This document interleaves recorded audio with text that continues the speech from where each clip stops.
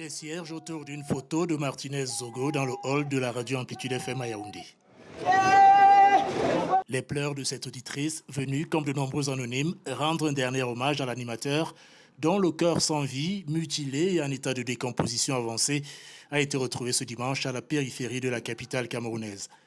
Parmi cette foule d'anonymes et de curieux, Célestin Tomo, qui travaillait avec Martinez Zogo depuis 5 ans, est inconsolable. Nous sommes désemparés, découragés. Ce qu'ils ont fait sur lui est inhumain. Ils disaient la vérité sans masquer. On ne sait pas si c'est à cause de cette vérité qu'il est parti, qu'on l'a tué.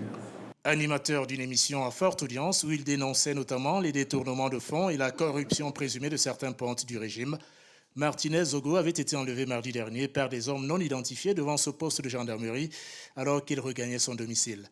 La mort dans des circonstances troubles de Martinez Zogo a suscité une vive émotion et de nombreuses réactions.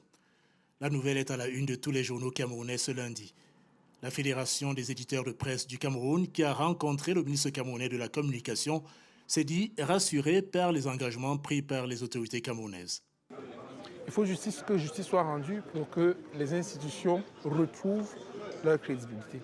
Il faut que justice soit rendue afin que les Camerounais soient rassurés de ce que les institutions sous lesquelles ils se sont placés volontairement tiennent encore. Cette affaire est une affaire, y compris de survie, pour les institutions camerounaises. Le syndicat national des journalistes du Cameroun appelle tous les travailleurs de médias à se vêtir en noir ce mercredi en signe de deuil.